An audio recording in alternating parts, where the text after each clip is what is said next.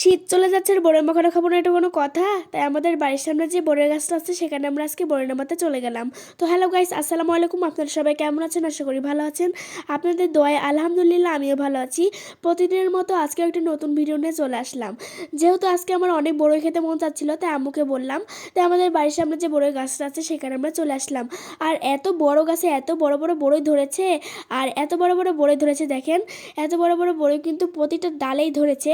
আর এই ডালে যে এত বড় বড় বড়ই ধরেছে তার কারণে ডালটা কিন্তু একদম হেলে পড়ে গিয়েছে। তো যাই হোক, এটা কিন্তু দেখতে অনেক হলুদ হলুদ, কিন্তু খেতে কিন্তু অনেক টক। দেখেন, আমি কিন্তু ভেবেছিলাম অনেক মিষ্টি, কিন্তু দেখেন অনেক টক। আমি আর আমার বান্ধবী খেয়ে এই গাছটা কিন্তু অনেক বড় ছিল। আর এত বড় গাছে কিন্তু প্রতিটা ডালে খেলে অনেক বড় ধরেছিল। আগের বছর কিন্তু এত বড় বড় বড়ই ধরেছিল না, অনেক ছোট ছোট বড়ই ধরেছিল।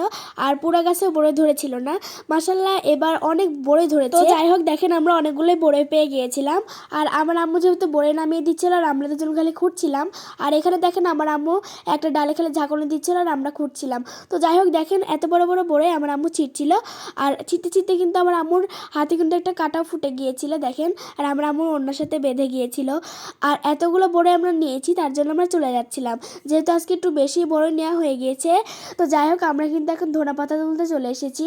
কারণ এই বড়ির সাথে ধনেপাতা যদি মাখিয়ে খাওয়া হয় তাহলে কিন্তু অনেক স্বাদ বেড়ে যায়। আর এগুলো ধনেপাতা কিন্তু আমার কাছে অনেক ভালো লাগে। ধনেপাতার চেয়ে আমার ধনেপাতার ফুলগুলো অনেক ভালো লাগে। আর এর গন্ধ তো আমার কাছে আরও অনেক ভালো লাগে। তো যাই হোক, দেখেন আমরা কিন্তু বাসায় চলে এসেছি। এখন আমার আম্মু পাটাটা নিয়ে আসছিল। আমরা যেহেতু গ্রামের মানুষ, আমরা সবসময় পাটায় পিষে খেতে পছন্দ করি।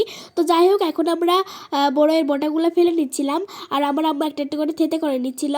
আর এখন আমার আম্মু বলছিল যে সবগুলো থেতে করার পরে তারপরে মাখাবে। যাই হোক, অনেকদিন পরে যেহেতু আমার আম্মু আমাকে বড়ই মাখিয়ে দিচ্ছে, তার জন্য আমাকে অনেক ভালো লাগছিল। আর এই বড়ইগুলো যেহেতু টক, আর টক বড়ই মাখিয়ে খেতে তো অনেক ভালো লাগে। যেগুলো মিষ্টি বড়ই সেগুলো মাখিয়ে খেতে কিন্তু একদমই ভালো লাগে না।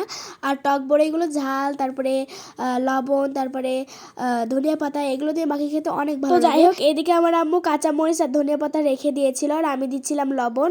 এগুলো দিয়ে প্রথমে আমার আম্মু পাটায় পিষে তারপরে আজকে বড়ই মাখাবে। আর আগে থেকে আমাদের জিভাতে জল চলে আসছিল, যেহেতু খেতে অনেক স্বাদ হবে বোঝাই যাচ্ছে। তো দেখেন, আগে আমার আম্মু এগুলো পিষে নিয়েছে, তারপরে এগুলো ভালোভাবে মাখিয়ে নিচ্ছে। তো আমি আর আমার বান্ধবী আগে থেকে হাত দিয়ে দিচ্ছিলাম, কারণ আমাদের জিভায় জল চলে আসছিল। আর এখন আমরা খেতে শুরু করে দিয়েছি। আর আমার আম্মুর হাতের বড়ই মাখানো যে এত স্বাদ হয়েছিল আপনাদের বলে বোঝাতে পারবো না। আসলে অনেক স্বাদ হয়েছিল। আর যেহেতু টক ছিল আরও অনেক মজা লাগছিল। আমার বান্ধবীর কাছেও অনেক ভালো লেগেছে। তো যাই হোক, আমার আম্মুর হাতের বড়ই মাখানো কার কার কাছে ভালো লেগেছে অবশ্যই কিন্তু কমেন্ট করে জানাবেন। আর আমাদের নতুন নতুন ভিডিও পেতে আপনারা আমাদের সাথে থাকবেন। আর আমাদের ভিডিওগুলো আপনাদের কাছে কেমন লাগে অবশ্যই কিন্তু কমেন্ট করে জানাবেন। আর আজকের মতো ভিডিওটা এখানে শেষ করছি। সবাই ভালো থাকবেন, সুস্থ থাকবেন। আল্লাহ হাফেজ সবাইকে।